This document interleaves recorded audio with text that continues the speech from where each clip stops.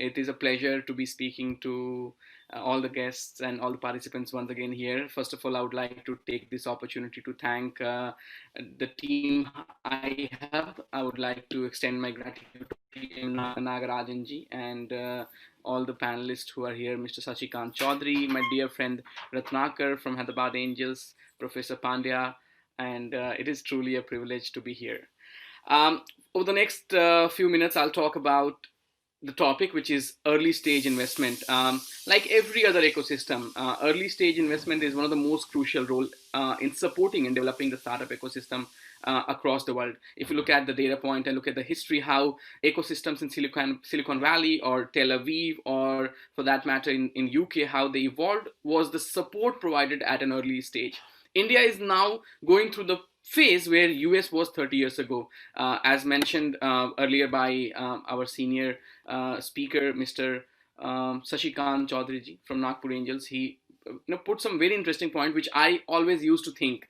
A couple of years ago, around 10 years ago, I was part of Indian Angel Network. This was the time when the ecosystem was just starting and very few people were aware about investment opportunities. In fact, there were very less number of angel investors as well. At that point of time, I used to see startups struggle. They used to get disappointed because people were not ready to support their idea at their early stage. They used to get feedback such as, okay, maybe reach at this stage and then we'll like to have a conversation. But the question was, how do I reach till that stage? And that was the gap. Now, after all these 10 years, I have figured out that the challenge lies because India is still starting up to this entire investment landscape. While there are a lot of interesting players, there is still a small gap which needs to be fulfilled, and I think all the networks across the country are doing a wonderful job. I have had an opportunity to work with some of the best entrepreneurs in the country in organizations such as NASSCOM 10,000 Startups, Indian Angel Network, and etc. And now for the last 2.5 years, I have been part of Venture Catalyst, where I'm helping them with their expansion, their growth, and we have this very interesting program called Angel Investment Masterclass, where we reach out to investors across India in small and big cities. We have went out to places like Ranchi and Coimbatore and Siliguri, and it's so amazing to see that people in, large cities like Mumbai, Bangalore, Hyderabad, definitely there are angel investors, people who have had successful exits or who have expertise around entrepreneurship. They are very keen on supporting these startups, but people in this small town are also very keen in supporting the ecosystem.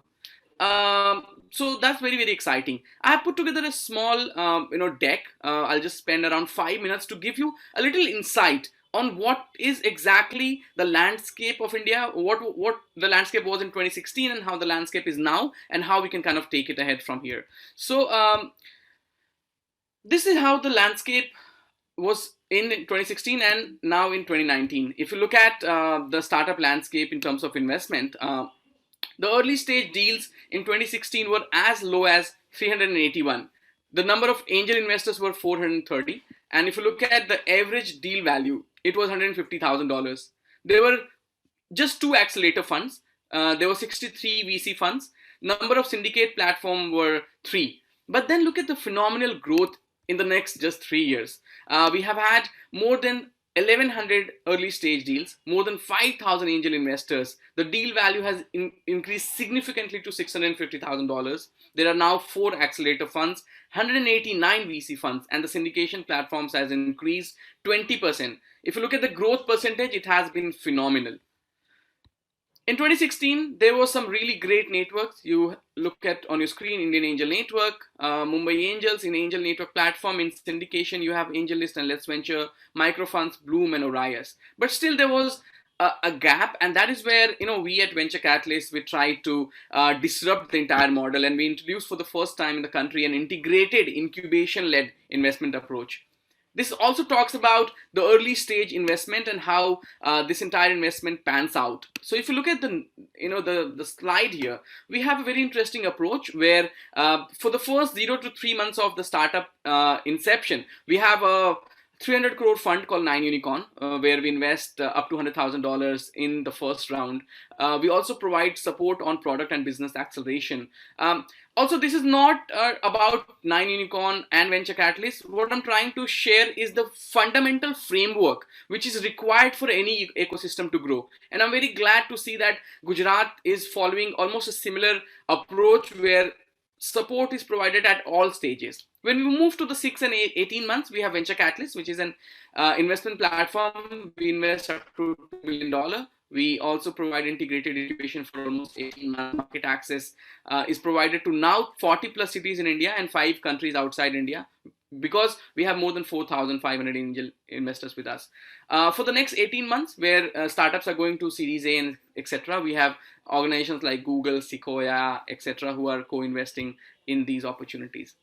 Look at this number. I mean, this is phenomenal how India as a country is growing. If you look at, I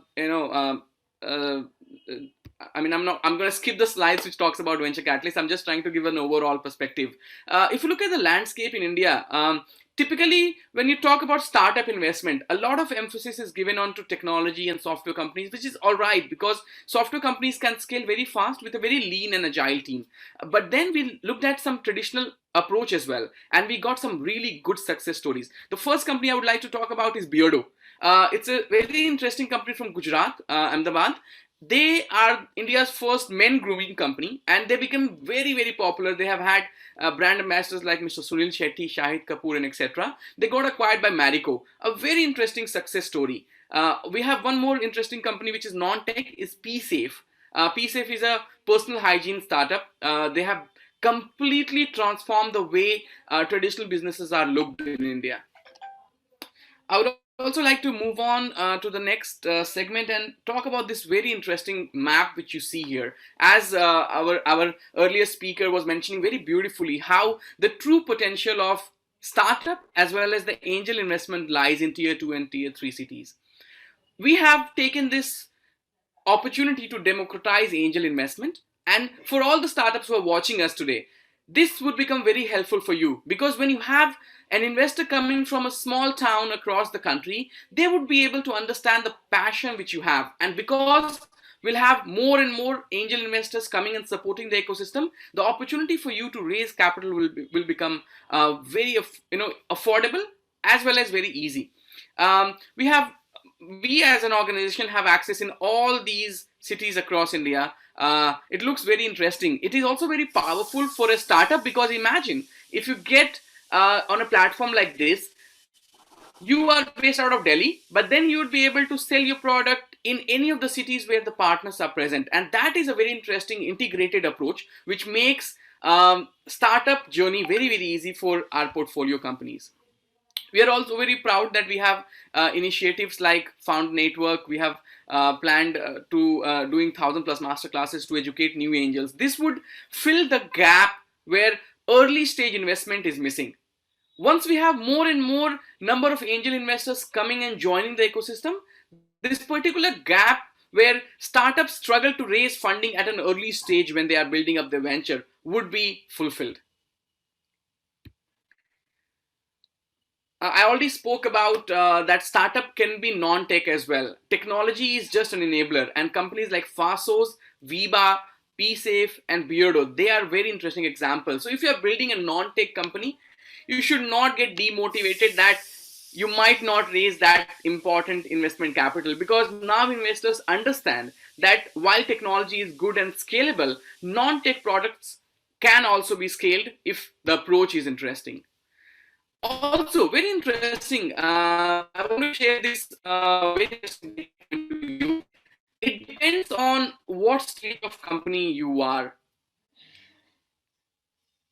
Some cases it might happen that at an early stage you might have to shell out a little bit more equity, or you have been able to save because your product is very interesting. So the round name does not define the quantum. Startup can raise any capital. If you look at the example here, Oyo raised $100,000, less than $100,000 as a seed round, but today they are one of the few decacorn in the country. A decacorn is a company which is valued at $10 billion and above.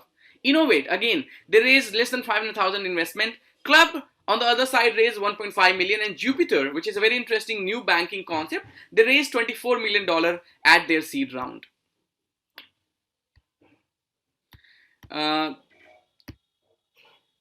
This slide is very, very important. A lot has been said about the pandemic, and we all understand businesses across the world suffered a lot. But this is not the first time when the world is going through a financial crisis. If you look at the numbers here, December 2007 to June 2009, there was an 18-month of financial meltdown. But then, at this point, some of the biggest companies which we know today, they were born. WhatsApp, Slack, Zomato, and Dhruva. These are some of the examples of many companies which started during this financial meltdown. And interestingly, Slack, which is a very interesting company, I'm a personal fan of Slack. It started as an accident. The Slack founding team, they worked on and they developed a game called Glitch. While the game was not very successful, but in order to make Glitch, they had developed an internal communication system so that their teams can work from any geography and contribute in making this game. Later on, they realized that this is a very interesting opportunity. They launched Slack, and it became so popular that Slack is now one of the biggest communication platform for corporates and businesses across the world. And interestingly, last week, Slack got acquired for $28 billion. Salesforce acquired the company. Coming back to the conversation point, if you look at the Indian unicorns, more than 25% or 9 out of 36 unicorns in India, they were born during the financial meltdown. And overall, across the world, 72 unicorns were born during the recession time. So what I'm trying to say is that while, this is a very challenging time, but this should not be any way to demotivate you that you cannot build a venture. In fact, I have personally witnessed some of the startups achieving fabulous growth over the last 5 to 6 months. Right after the lockdown was announced, for the first month, it was very challenging. People were not sure how to do things. In fact, for us at Venture Catalyst, initially we thought, how would this entire thing pan out, because most of our events and activities were offline. But then we moved to online, and now we are very glad that we did that, because we are now able to work in different time zones. We are able to host all the sessions in a very interesting way, and things have increased very, very significantly. So coming back to one last point which I would like to share here is that the topic of the day is very interesting. Early stage investment, and how early stage investment can help the entire ecosystem to grow. If you look at the data for Indian startup ecosystem, as of 2019, we have close to 60,000 startups in the country, and we have around 10,000 angel investors.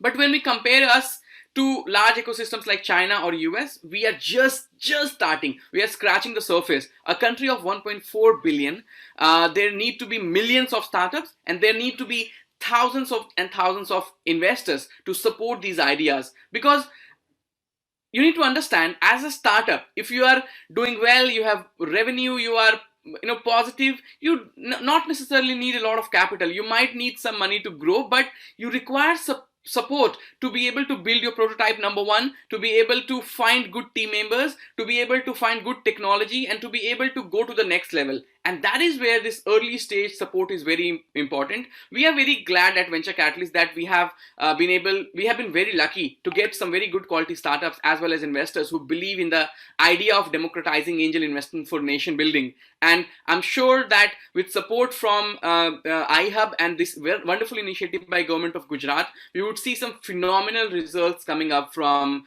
Gujarat region as well. That's all from my side. It is once again very interesting opportunity for me to be here. I would like to wish all the best to all the participants who are watching us. We are almost at the end of the year, and next year will come with some very interesting hope, very interesting opportunities, and I would like to congratulate all of you and wish you guys all the best.